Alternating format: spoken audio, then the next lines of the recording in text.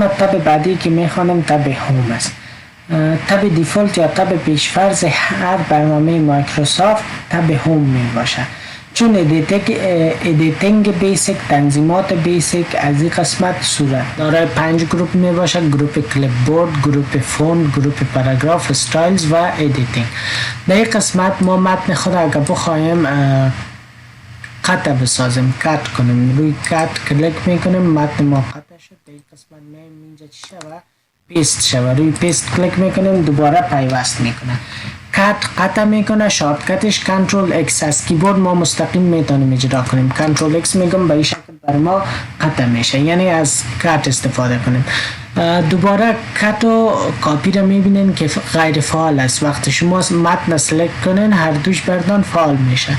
میتونین این را کاپی بگوین. در قسمت پس میم روی پیست کلیک میکنیم. کات قطع میکنه، به خاطر انتقال دادن یا موو کردن ازش استفاده میشه. و کاپی هم برتان کاپیش میگیره. کنترل سی شارتکت کاپی است. در قسمت پیست براتون گفتم هرگاه شما دستور کات و کاپی رو استفاده کنین میتونین اون رو دوباره پیوست یا پیست بکنین. به این شکل شما میتونین از پیست استفاده کنین. در قسمت آپشن فرمت پوینتر داریم. فرمت پوینتر چی وقت کار میته؟ مثلا من این متن خود بولد میسازم، رنگش هم تغییر میتم. همین رو من میخوایم همین فرمتی که اینجا ساختم، همین نهایتی که به این متن ساختم، بالای این متنم، بالای پاراگراف هم چی شود؟ کاپی شود. در این قسمت میگم متوجه شدن متن تغییر نکرد، فقط فرمتش چی شد؟ کاپی شد. در این قسمت میگم فرمت پوینتر در این قدر حصه بر ما چی شود؟ تطبیق شود. هر تغییراتی که شما بخواین در اینجا ایجاد کنه میتونید. مثلا این قسمت ما هایلایت میگم، همین یک فرمت است، میخوام چی شود؟ فرمت پوینتر شود به این بخش. میتونم از این استفاده کنیم. این هم بود وظیفه فرمت پوینتر. گروپ دوم در این قسمت شما به نام گروپ فونت است. البته فونت گفته بودم نوعیت خط. در این قسمت میم متن خود سلکت میکنیم. این قسمت ما میخوایم فونتش تغییر کنه. از هر نوع فونت که شما بخواین، نوعیت خطی که بخواین شما استفاده کرده میتونید. در این قسمت میگم نوعیت فونت از این هم تغییر کنند. اینجا شما میتونید تایپ هم کنید به این شکل.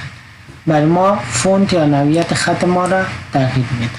در اینجا شما دارین سایز متنتان اگه بخواین تغییر بدین، از این قسمت میاین بگوین سایز 36 باشه، 26 به هر اندازه که خودتان میخواین. به این شکل سایز متن ما تغییر میکنه.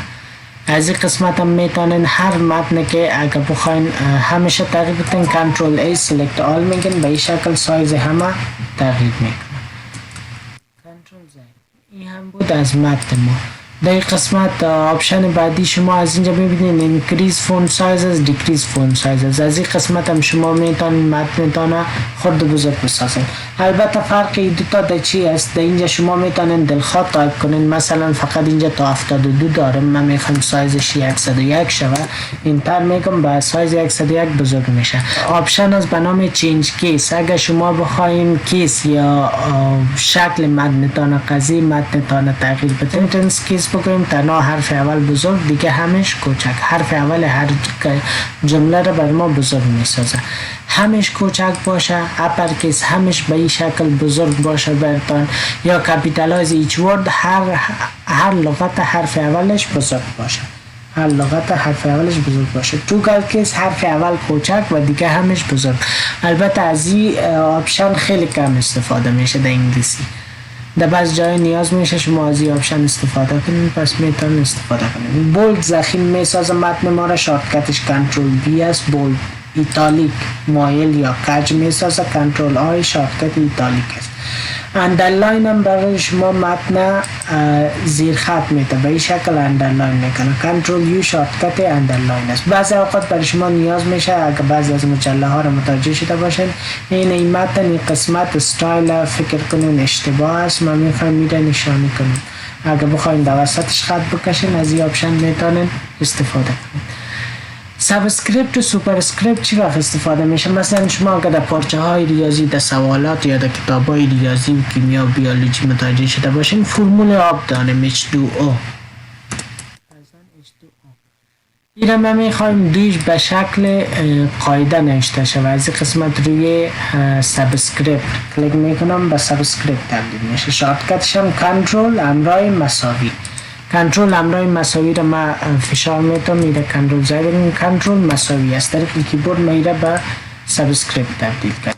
به این شکل اگه بخوایم ایکس مربع نوشته کنیم، ایکس مربع دو را بخوایم تغییر بدیم به سوپرسکریپت، روی سوپرسکریپت کلیک میکنیم. به این شکل دوباره اگه بخوایم از طریق شارتکت کنترل شیفت مثبت. آرت افکتس اند تایپوگرافی شما نوعیت های مختلف دارین، میتونین به متنتان تطبیق کنین. استایل و دیزاین های مختلف از اوتلاین برای متنتان، یک اوتلاین میته، خط بیرونی میته. در قسمت هم شیدو برای متنتان سایه میته، شما از شیدو استفاده کرده میتونین. ریفلکشن هم به این شکل برای شما یک انعکاس میده بر متنتان، سایه منعکس. و در این قسمت هم گلو است، به این شکل از گلو میتونین استفاده کنین. استایل و دیزاین های مختلف شما استفاده کرده میتونین. یک متن، یک قسمت از پاراگراف میخواین هایلایت کنین، روی هایلایت کلیک میکنین. متن اگر بخواین تغییر بدین در اینجا کلیک میکنین. رنگ متن روی از این میگم آبی باشه، به این شکل رنگ متن ما تغییر دادیم. این هم بود بخش فونت. حالا میایم قسمت پاراگراف. در قسمت پاراگراف اولین آپشنی که دارین، به نام بولت است. بودیم به این شکل میایم سلکت میکنیم، میایم روی بولت کلیک میکنیم. به این شکل به شکل یک لیست، به شکل فهرست بر ما تبدیل میکنه. از بولت ها ما میتونیم استفاده کنیم، یعنی میتونیم لیول بدیم، بخش بدیم. و از دیفایند بولت وقت بگویم سمبول های مختلف، بولت های مختلف در بخش موجود نبود، ما میخوایم این تکمارک به شکل بولت اضافه شود. اوکی میگم.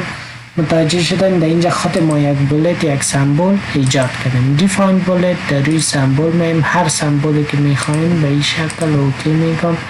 اوکی، همون سمبول به شکل بولت برای ما اضافه میشه.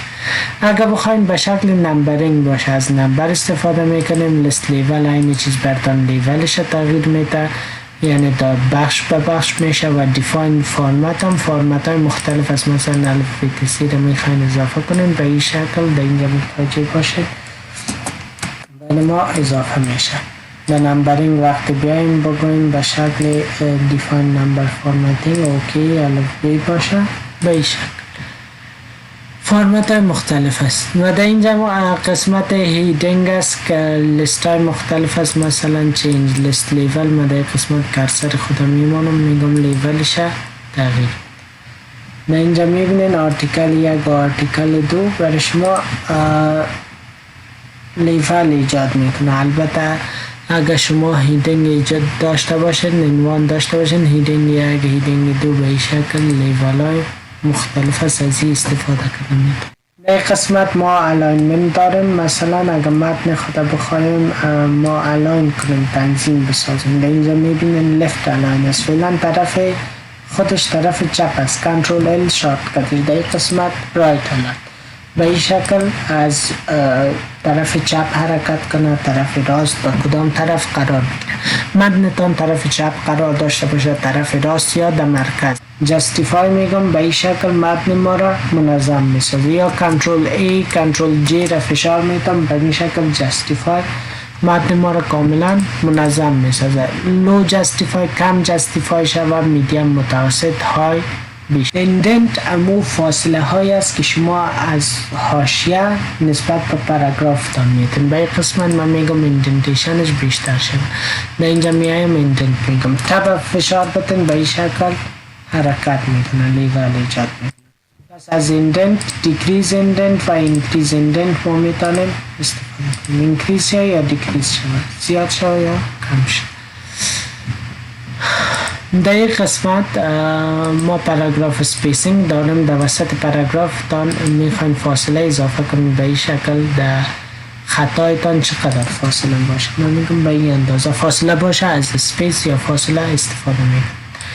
شیدینگ هم در این قسمت شما میتونید رنگ بتین. اگر متوجه باشین اینجا هایلایت امرای شیدینگ فرق داره. هایلایت وقتی ما بگویم متن برای ما هایلایت میکنه، اما شیدینگ مکمل متن امرای بک‌گراند برای ما نشان میده.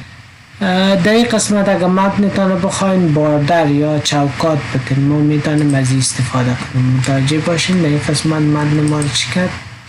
یک باردر داد یا چوکات دادی. متن میخوایم باردر بتیم به این شکل بر متن ما باردر اضافه میکنیم. نوعیت های مختلف باردر است. باردر از طرف پایین باشه، بالا باشه، در هر بخش باشه. شما میتونین در تمام جاهاش باردر باشه. از این باردرها چوکات ها استفاده کرده میتونید. سارت بای داره منظم سازی است. مثلا من یک صفحه جدید بگیرم در اینجا ما این فقط همین ساحه رو بخوایم تغییر بدم میرم در قسمت سارت بای میگم دیسندینگ شوه. اوکی متوجه شدن؟ برعکس شد، دال شد، کت شد، بال شد و در اینجا دیزاین ها و استایل های مختلف است. به هر استایلی که خودتان میخواین میتونین انتخاب.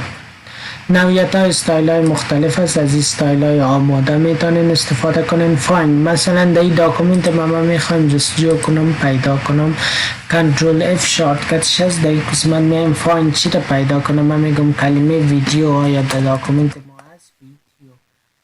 ویدیو رو در قسمت 4 ریزالت کشته، یعنی در این داکومنت ما 4 بار ویدیو ذکر شده. در این قسمت براتون هایلایت کرد. فایند نکست میگم نکست به این شکل بر ما پیدا. فایند وظیفش پیدا کردن است. ریپلیس مثلا فایند و چی را براتون پیدا کنه و به جای چی شوه ریپلیس شوه، عوض شوه. میگم ده ویدیو را به جای چی عوض کو، ویدیو را به جای آدیو. فایند نکست بگوین براتون پیدا میکنه. ریپلیس بگوین امیره ریپلیس میکنه. ریپلیس آل تمام ریپلیس میکنه. وی مید ون ریپلیسمنت.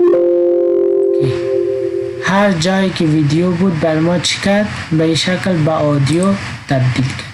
این هم بود وظیفه ریپلیس. فایند شد، ریپلیس شد. ادوانس فایند وقتی بیاین در قسمت فایند از براتون پیدا میکنه، ریپلیس عوض میکنه. و گو تو هم مثلا در پیج میخواین، در سکشن میخواین، در لاین نمبر میخواین. مرا در خط 8 میگم ببر گو تو. متوجه شدن؟ ما را در خط 8 آمد.